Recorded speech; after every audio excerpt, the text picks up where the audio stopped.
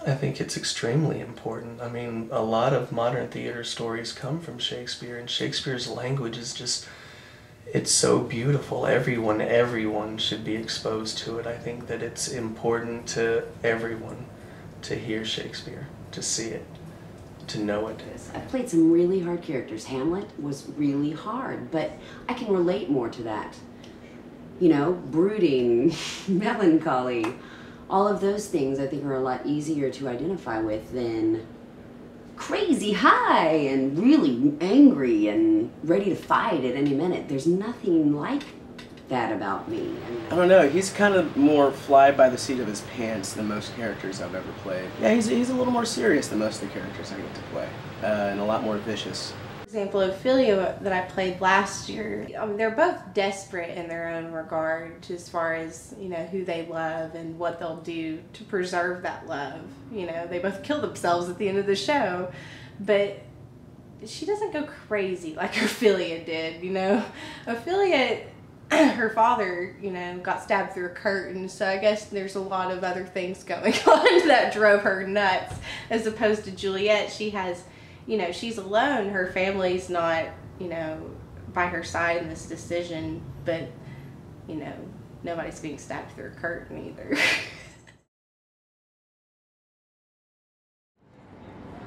It's the wall, the fourth wall. This parrot is delicious, audience. We're just nothing. We're not being filmed right now. Act natural. Oh, I'm sorry.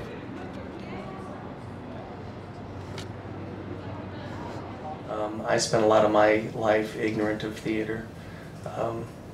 I didn't have access to any type of theater outlet at all as a kid growing up or even in high school.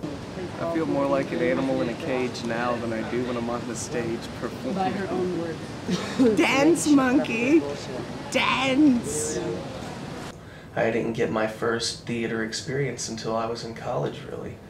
And that was on my own. I went to see Chicago on Broadway, and that was my first real introduction into what theater can be. And then after that, I was just like, oh my God. I mean, I've always been an arts person. I've always enjoyed, you know, drawing and paintings and you know, things like that, museums, tattoos. I had them watch me nap for the last hour and a half. Get my Pepsi, and I'll have an ice.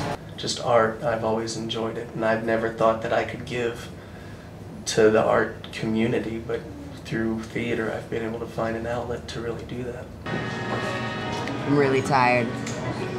I'm really, really tired. Let's see, the first play that I did was actually a pantomime that I did for my class, and I loved it. I remembered I looked forward to it for like 2 months. So anyway, I did plays all through middle school and high school. It makes it sound like we're on some strenuous, like, journey. Dude, I am. Are you kidding me? This summer has been a strenuous journey. I feel like I've done like a walkabout. I am moving to Baton Rouge. I'm going to LSU. I'm getting my Master's of Fine Arts degree in acting. I moved all my shit 10 hours away. I didn't say that you weren't on a journey. I'll kill you! I don't feel tired anymore. It's been an experience getting ready for this. I went to Erda's last January, and I really just started seriously thinking about doing this when Hamlet finished last summer. And I think when I went to Erda's, I thought there was a real chance that nothing would come of it. Thank you. Looking out for you, man. Hair of the dog, little hair of the dog. You know, 6 months was when I got the offer in February, and it was like 6 months, that's forever. I have forever to get everything done that I need to get done. And it seems like I said that yesterday. Oh, black actor coming through. They don't care. Just like the rest of America. I really like attention. I was a class clown for a long time, and in middle school I auditioned for something. Didn't get the role, but I ended up doing their this little dance troupe. It was pretty lame. You know, I think ultimately I want to be, you know, the guy that dies at the beginning of a horror film. I can do that. And then the next year I took theater in my freshman year of high school, and I just kept goofing off, so the teacher said, Mr. Bernheim, David Bernheim, he said, why don't you come to improv auditions? And I made the improv team, and then he said, why don't you come to our winter show auditions? And I landed a show, so that's how I got in. Or the cop drama, I could be the partner that gets shot. It's a catalyst for all kinds of emotional turmoil. Lizzie brought me a pomegranate lemonade, natural flavor with other natural flavor. It's kind of it's a bit redundant. Natural flavor with other natural flavors.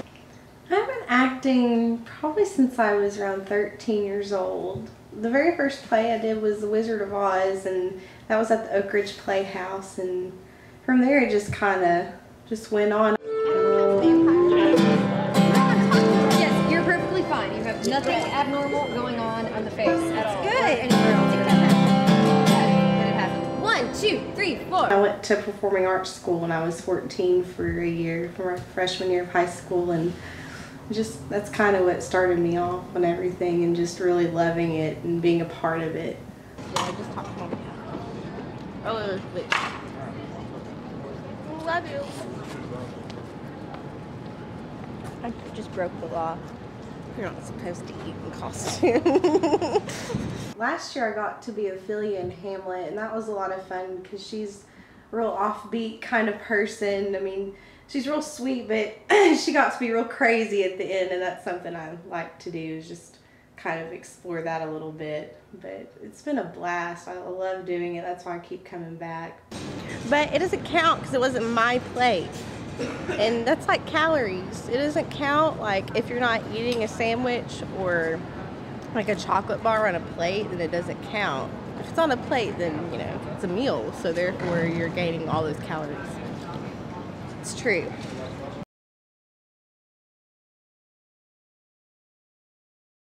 My preparation involves smoking a lot of cigarettes, sitting around with actors, drinking whiskey or scotch, and just going over the relationship with the other characters. Outside of that, I don't really have a process. I just try and relate the character to myself and what I've seen through my life, and then go from there. You know, a lot of people have to, you know, do these animal exercises and bullshit like that, you know, and it's a job, you know. It's my job to come in and interpret this character.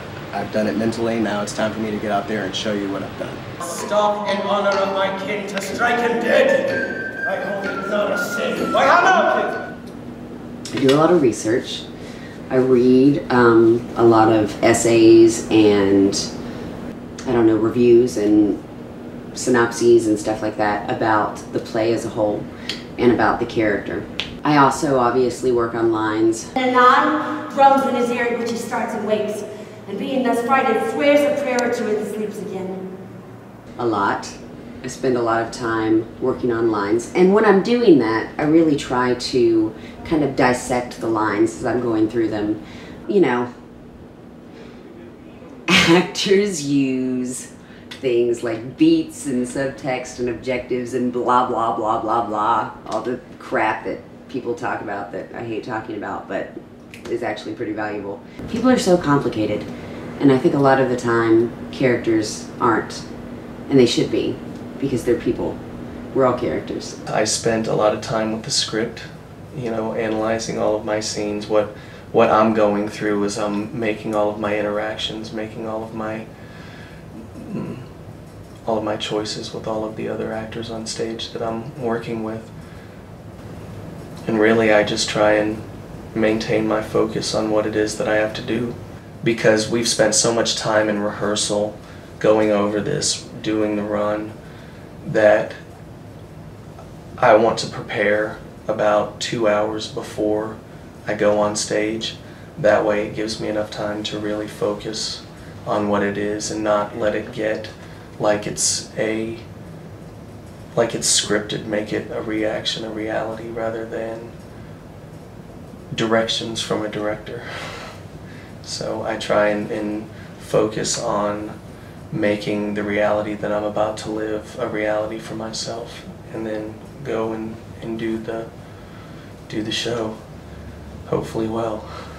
Music is a huge part of who I am, so a lot of things come from music. I like to listen to music when I get ready. Come on now, give me some sugar, give me some sugar, little honeybee. Don't be afraid, not gonna hurt you, I wouldn't hurt my little honeybee. And think of these songs that make me, you know, feel sad in my heart, just because it's just a real easy connection for me is music. He likes to call me Queen Bee, he likes to buzz around my tree. Oh, come honeybee, yeah. You're a man in a trance, you're a boy in short pants. When I see my honeybee, yeah, I've got something to say. In the second act, where it just has to be a lot more dramatic, there's songs that I kind of think about before I go on stage, because it just helps me translate to that situation better, if that makes any sense. It's easy for me to be, because I'm a real optimistic person, so it's real easy for me to be optimistic all the time.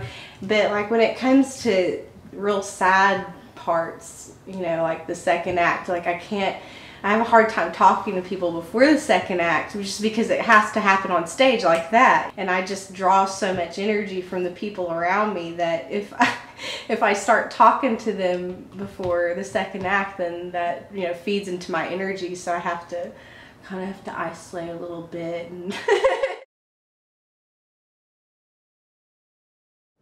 It's a hard character to play. It's one of the hardest roles I've had to play, just because there's so many different levels in the play. He becomes so, you know, he's so stricken with love with Rosaline at the beginning. And then she is fair, I love. All right, fair mark, fair cause the suit's hit. Rolling that hit you miss, she'll not be hit with Cupid's arrow. She have Diane's wit. And it's strong, proof of chastity, well armed. Oh, she's rich in beauty, only poor that when she dies, with beauty dies her store. Then she had sworn that she will still live chaste. She have! And in that sparing makes huge waste. But then he meets Juliet, and that's the new love of his life, and now all of his friends are like, oh, it's the same old story, make your mind up. You know, but he really feels like something's real is happening to him, you know, and that's very hopeful of him. Seems she hangs upon the cheek of night like a rich jewel in an Ethiop's ear. Beauty too rich for use, for earth too dear. My heart loved till now. Forswear its sight, for I ne'er saw true beauty till this night. And when he does pursue that relationship with Juliet, I think that that's a really strong move on his part. My lips, two blushing pilgrims, ready stand to smooth that rough touch with a tender kiss. I think Romeo is a really sweet, naive person. I mean, he's a bit of a playboy. I mean, that's kind of, you know, he's got a wandering eye, but he's young, you know. I mean, who doesn't at that age? I mean, they're all, you know, everyone's looking for love, and I think he's that example. I mean, he wants to find it so badly that he puts himself in strange situations, hoping that this one will be the one. He's kind of young, so I don't know if it's exactly what love is, but I mean, it definitely has the feel of it, and that's real enough for him. I think he's a bit naive at times. I think he's a bit rash in his decision making. I think that communication all around is a problem with him and his peers. Overall, I think that he tries to make the right decision. until he decides to kill people. I think he tries to make the right decision. Tybalt! Take the villain back again which late thou gavest us! For Mercutio's soul is but little ways above our heads. Stay for thine to keep him company! Either thou or I or both must go with him! Thou wretched boy, that didst consort him here, shall with him hence. This shall turn him back! Ah! Him getting with Juliet could have done lots of good things for the community, for their society, for his reality. And since that was what a benefit of pursuing Juliet, I don't see that wasn't something also in the back of his mind. I mean, also she was, you know, the prettiest girl around and you know, the one that everyone wanted because of her probably beauty and stature in society. So I'm sure there are lots of things that played in his mind as to why he would pursue Juliet. Tybalt. Tybalt's kind of like a force of nature. By the stock and honor of my kin, to strike him dead, I hold it not a sin. Why, how now, kinsman? Wherefore storm you so? Uncle, this is a Montague, our foe. Young Romeo is it? 'Tis he, that villain Romeo. He doesn't really have a lot of stage time, but he's the catalyst for the major events that, you know, take place in the rest of the show. Peace be with you, sir. Here comes my man. Well be hanged, sir, if you wear your livery. Romeo! The hate I bear thee can afford no better term than this. Thou art a villain. He's difficult to play because he seems very intense constantly. So I've tried to, you know, give him increasing levels of intensity, but he's very much full of pride. I've compared him to Sonny in The Godfather. You know, he's a hothead, but everybody in the family loves him, you know, until like he gets really drunk and pissed off and, you know, starts cursing at people or hitting people, you know.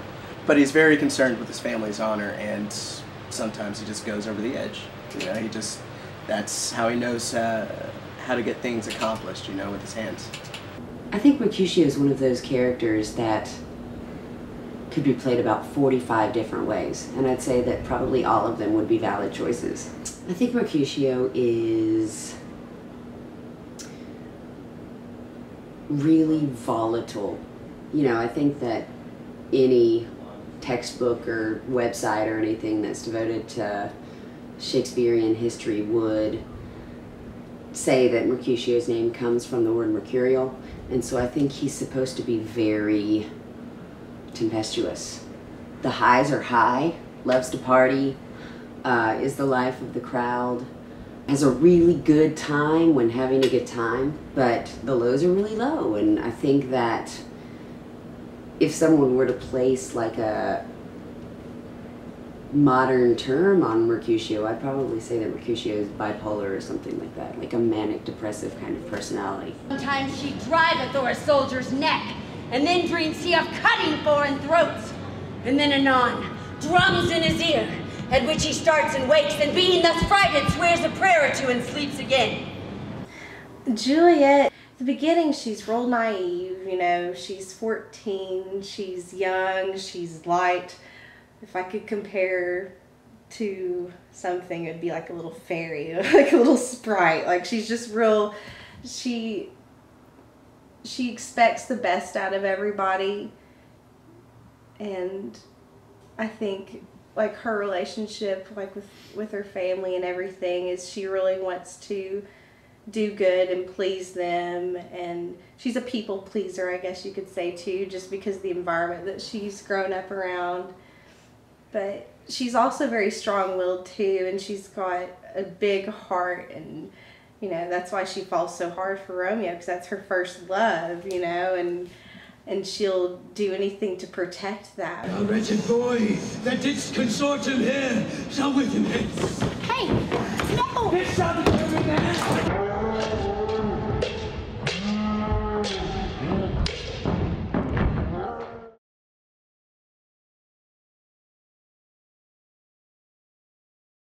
You gotta train You have to learn the weapon and the logistics of the weapon.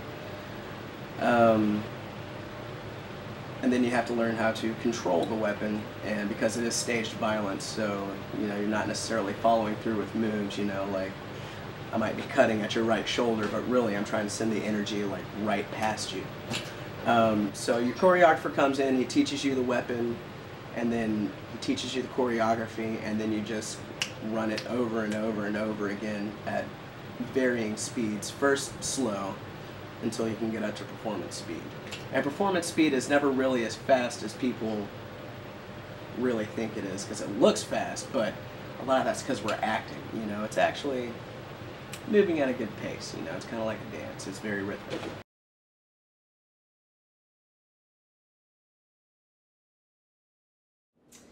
I have always viewed Mercutio as a gay man, and I've always thought that Mercutio was in love with Romeo. I think that in most of the productions I've seen, I think in a lot of research that I've done, and just there's a lot in the text. It implies that Mercutio has a thing for Romeo. And so in approaching the character of Mercutio, I was like, how the hell am I going to play a gay man? That's ridiculous. It's hard enough for me to play a man, but how am I going to play a gay man? Which is why I ultimately made the decision that my Mercutio is a girl. Where I'm approaching it from is a female place, even though I think Mercutio is like a warrior kind of woman, one of the guys. I love Mercutio. I think that it's one of the most interesting characters I've played, and actually one of the harder characters I've played, probably.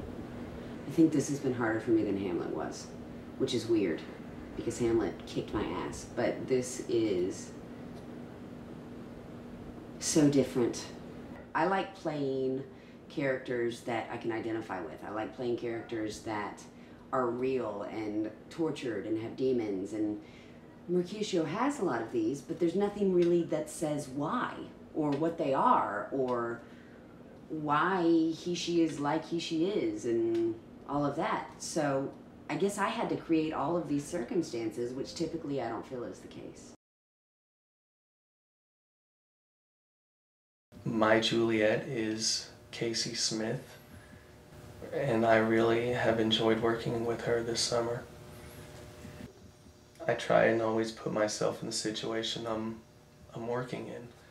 That's the easiest way to explain it. I mean, when I'm working with an actor and I need to be in love with them, then I try and put myself in the situation where I'm in love with them, and just try and show that to the audience. I really just try to think about what I want in that scene. Like it is hard personally, when to do that, to express those type of intimate moments in front of people. I mean, that's hard. So to overcome that, you just have to really be inside of the mind of the character and what it is, your objective that you're trying to achieve in that scene, and throughout the whole show, what your main objective is. You have to start little, I guess, from the little scenes. But if I'm more focused on the objective, then all the other stuff just kind of goes to the side a little bit, and it makes it a lot easier. There's really no trick to it other than just being in love. I mean, if you've ever felt it, just make yourself feel it again. I mean, it's not really that make yourself feel it, it's just feel it. Feel like you're in love. And if you feel like you're in love, the audience will see that you're in love. Because it is uncomfortable at first, you're there on stage with one other person, everybody's watching you, and you want it to be as authentic as possible. You don't want it to not seem real, so it's just a matter of carving out your character each rehearsal and in your downtime that you have to spend with your character, to bring those moments, make them genuine. We didn't jump into it in the rehearsal process. We didn't go into the really intimate stuff, because we had several rehearsals on our own on the side that weren't involving the cast, just so we could work on our chemistry together and, you know, get that feel as to what we were gonna react to, how we, you know, were gonna deal with the situations that we were involved in. And through it didn't come at the beginning, you know, it wasn't something that we were just like, oh, we're in love, you know, but through time and rehearsal, it was able to be something more real. It's not about me, it's about when I'm doing it, I'm not thinking about what Casey wants to do, I'm thinking what does Juliet want out of this scene, you know, and it's separate, it's telling a story as opposed to, you know, all those bad other connotations that could be associated with it, I guess.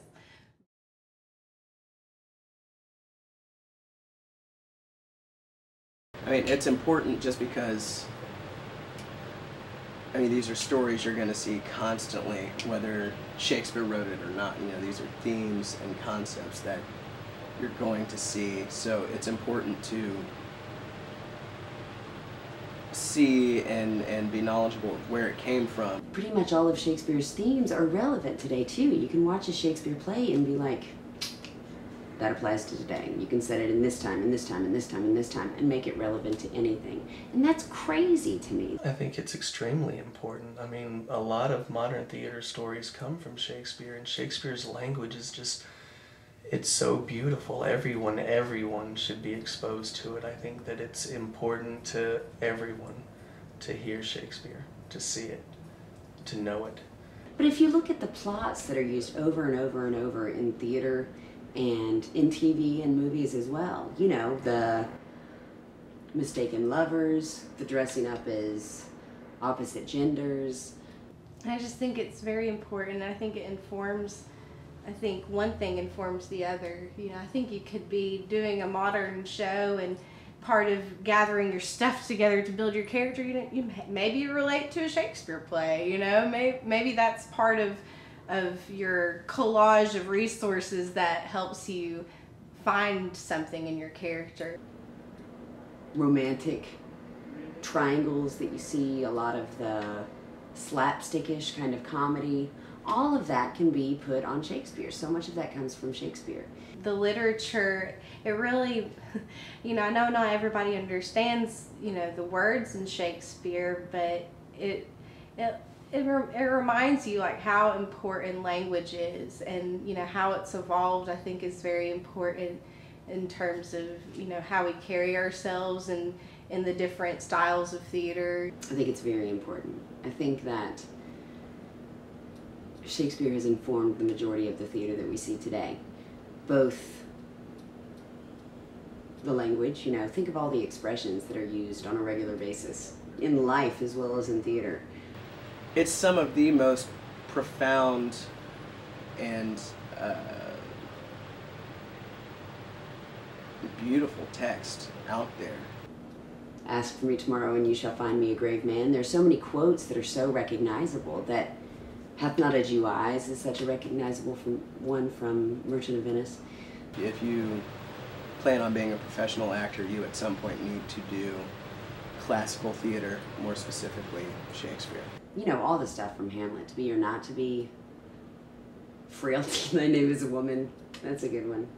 It's a shame for anyone to not really know Shakespeare, especially if you're in the theater. Even people who don't know it's Shakespeare recognize those phrases. Someone in rehearsal told me that they really thought that I did a good job at not paraphrasing, like keeping to the verse and keeping word for word. And I feel like that's what the audience wants is, I mean, it's William Shakespeare. You're not going to find a better writer.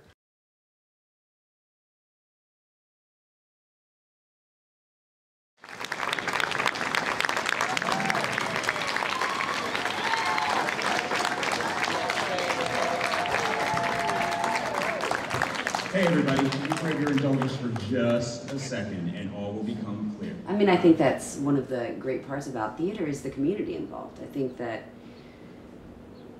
you have a whole community of people that you can call on and rely on, and they're fascinating, strange, crazy, hilarious, dear individuals.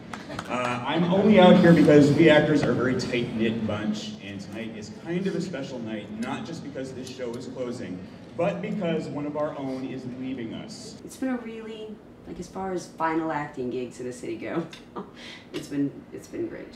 It's been great. Jenny Ballard has been a part of theater in Knoxville for 10 years. She has worked with this company at least for that long. She's worked with Theater Knoxville, she has worked with the Actors Co-op, she's worked with CBT, she's worked with the Word Players. As if all that wasn't enough, she started her own company. She has been a very busy person, and Knoxville Theater would not be the same without her. It's very scary. It's very scary. I don't think I realized how hard it was actually going to be. I knew it was going to be hard to leave. I knew that I was going to miss all my friends. I knew I was going to miss Zach.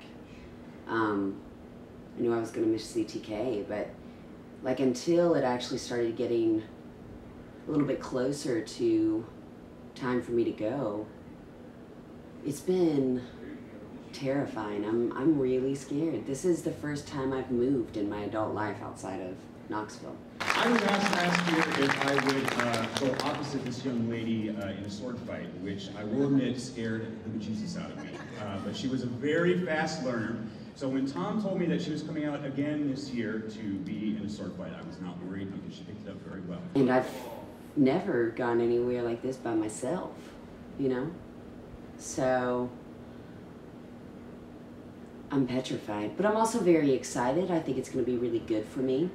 I think that I need to gain a little bit more independence. But with that in mind, we decided to get something together for her so that she would remember all the work she did for that. If you could bring it out now, please. Oh my God!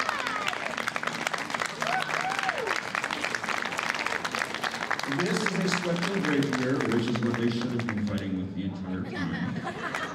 But it is a practical prop. You may use it in a show. You may hang it on your wall. You may do whatever you wish with it. It is yours. Jenny, thank you so much for all you have done for us. And I wish you the best of luck in that music.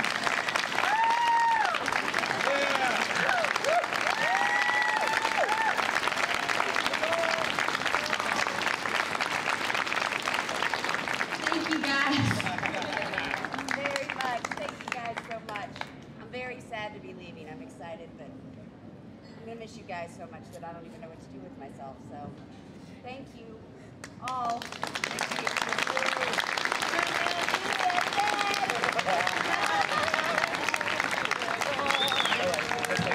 Come back tomorrow night and see the show that Jenny directed.